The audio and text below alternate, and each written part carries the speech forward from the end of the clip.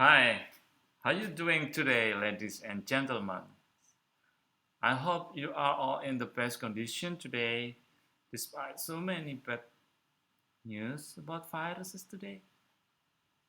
But yeah, I'm just hoping that everything will end soon and we'll back on the normal condition. Today, as I promised you before, I will give you presentation about how to write an essay. So just cut the crap and start the presentation. But you know what? I will talk in bahasa instead.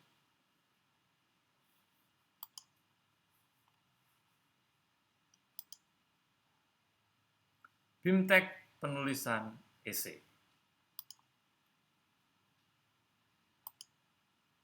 Oke, esai itu apa? Esai adalah senjata akademis. Kamu juga bisa mendapatkan beasiswa dengan bekal esai ini. Contohnya nanti kita bahas, atau nanti selama kita pertemuan kalian bisa nanya ke saya, gimana caranya, kok bisa. Ya bisa, saya juga dapat beasiswa karena menulis esai yang syarat penting menurut saya. Kemudian kedua, buat apa? Buat melatih cara berpikir terstruktur. Misalnya nanti untuk lomba, untuk web konten, kan banyak nih lomba-lomba menulis esai ini akhir-akhir ini. Untuk web konten juga menarik kan? Kamu bisa membuat video yang bagus, interesting, eye-catching, tapi kemudian kontennya apa? Kamu harus menulis sesuatu. Menulis yang bagus, diksi yang bagus, yang kuat, jadi nanti bisa mewakili video-video yang bagus. Kemudian tujuannya apa sih? Esai ini tujuannya pertama untuk menyampaikan gagasan secara efektif. Kedua, untuk memenangkan interview. Ketiga, kita mempunyai kemampuan verbal. Kemampuan verbal hubungannya dengan senjata akademis tadi. Mengapa ini bisa terjadi? Ketika Anda melatih diri untuk menulis dengan cara yang tepat dan baik, menulis lagi, dicoba lagi, mencoba untuk berlomba, suatu saat kalian akan mempunyai kemampuan verbal yang menurut saya itu adalah senjata akademis kalian. Mengapa saya bilang senjata akademis? Kita nanti bahas, tetapi sebelumnya ada beberapa jenis esai. Ada jenis esai yang deskriptif, ekspositori, naratif, persuasif, tajuk, jugalan watak, kritik, esai reflektif, banyak sekali. Tapi kita akan mengambil satu aja yang powerful, yang bisa dipakai untuk menulis sesuatu yang kuat dan efektif. Oke. Mengapa senjata akademis? Pertanyaan saya tadi. Dahulu kala, orang tidak sekolah, tapi mereka mencari keris. Mengapa demikian?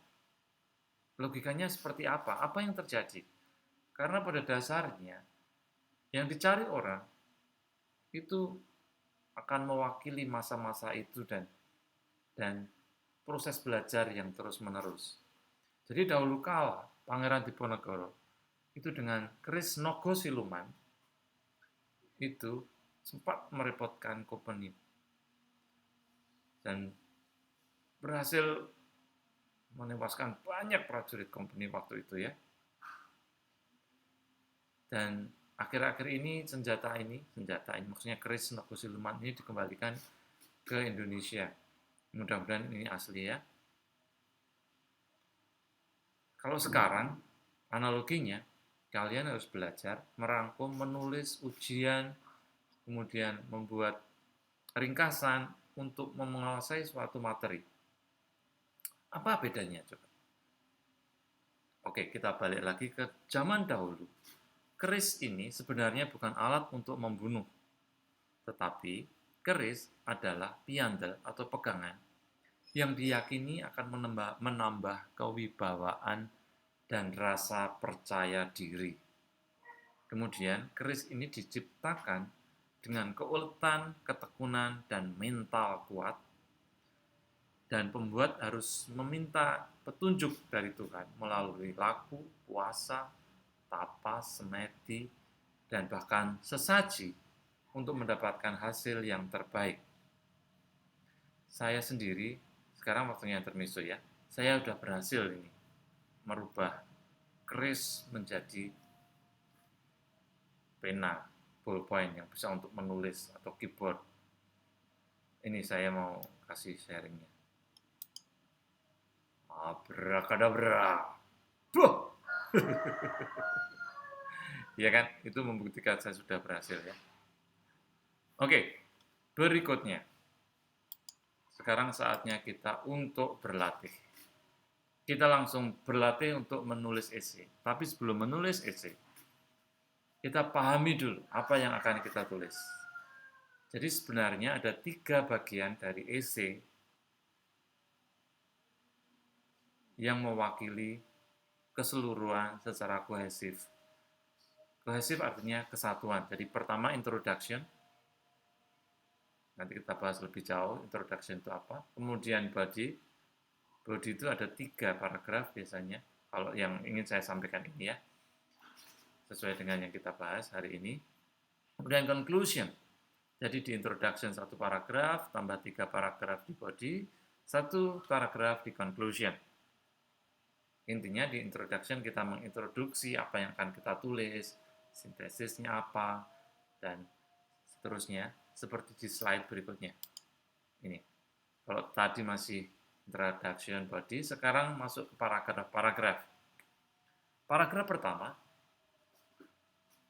introduction, itu menyatakan bahwa kita akan menulis sesuatu dengan pengenalan dari materi itu. Contohnya apa? Contohnya kalau kita mau menjawab pertanyaan mengapa kapal pesiar di Indonesia belum berkembang, ya.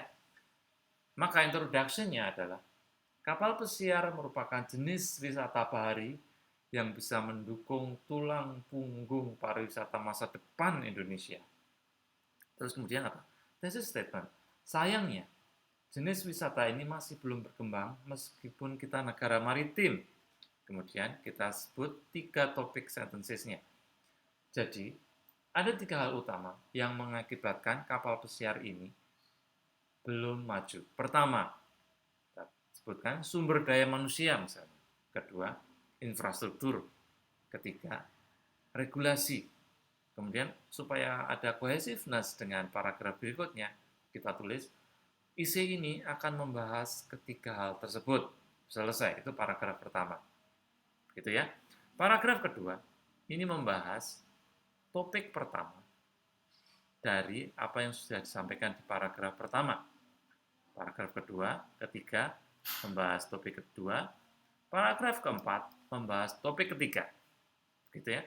Kemudian di paragraf kelima, kesimpulan, conclusion, yang merangkum 3 topik itu ada di paragraf 2, 3, 4. Kemudian kamu elaborasi, kamu tambahkan sesuatu yang berhubungan dengan hal itu dan harapan kamu, seperti itu. Sebenarnya cuma seperti itu, simple. Contohnya sekarang.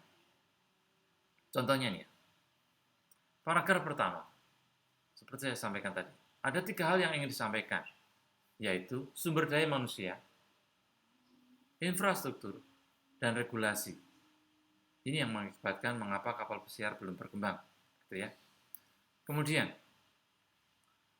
paragraf kedua, kita akan membahas sumber daya manusia. Sumber daya manusia sangat penting untuk memajukan jenis wisata ini. Kemudian tambahkan 2 atau 3 kalimat pendukung dan 1 kalimat contoh. Ya, oke. Kemudian paragraf ketiga membahas tentang infrastruktur. Sama seperti di paragraf kedua, kita tambahkan 2 atau 3 kalimat pendukung dan 1 kalimat contoh.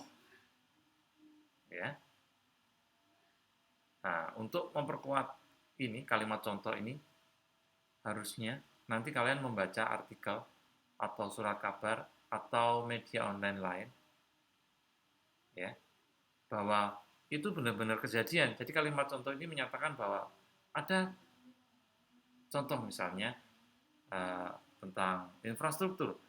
Kalimat contohnya, di benua Bali dibangun pelabuhan kapal pesiar terbesar di Indonesia. Ini contoh kalimat. Itu nanti bisa dirujuk dengan kalimat-kalimat pendukung. Ya. Jadi ada kalimat utama, kalimat pendukung, dan kalimat contoh. Gitu ya. Sama dengan paragraf keempat juga regulasi.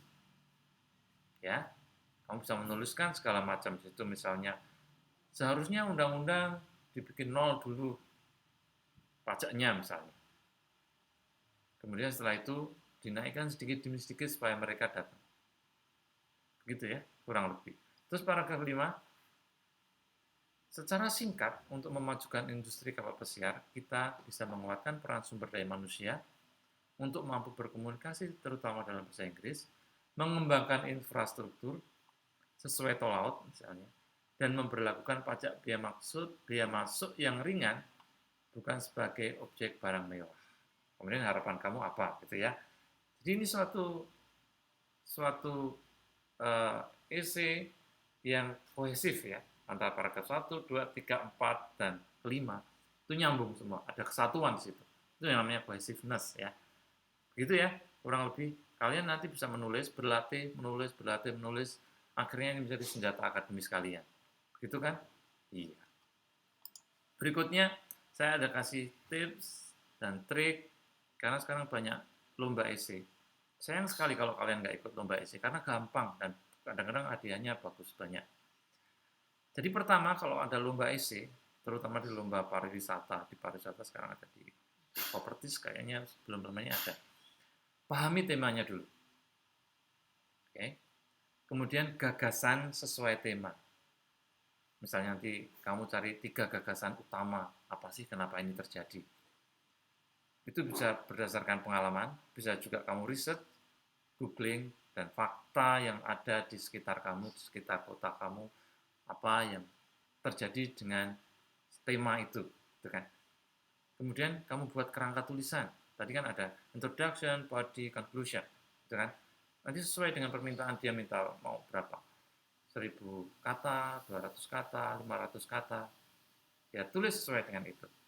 Tentu saja kalau 1000 kata ya kamu membuat lebih dari 5 paragraf ya. Kurang lebih seperti itu.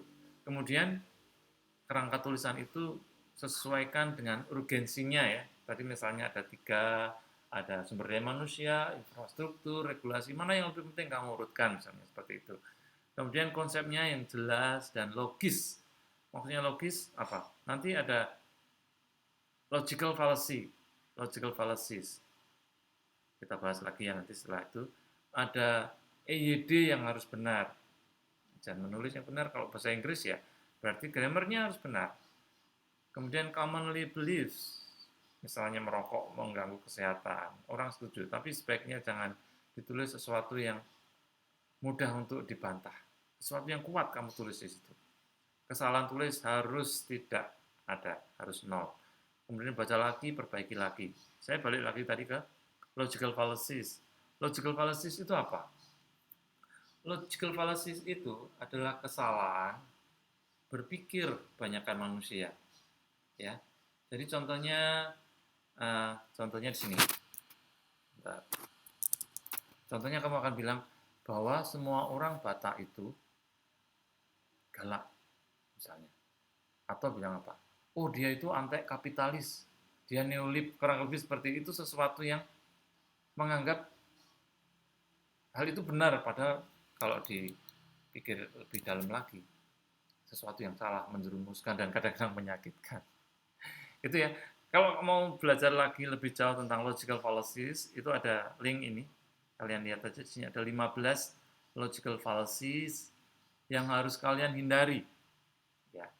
Kalau yang itu tadi namanya ada satu hominem fallacy apa gitu ya. Bahwa orang cenderung menganggap bahwa orang Batak itu galak. Itu jangan ditulis di esai. Maksud saya itu. Nanti pelajari aja di sini, di link ini. Ya. Kamu akan belajar itu dihindari kalau kamu mau maju lomba ini konteksnya ya. Oke, demikian guys. Saya harap kalian belajar suatu hari ini dan jangan lupa belajar membuat esai dan materi ini bisa dipakai untuk menulis esai dengan baik. Oke, salam sehat selalu. Terima kasih.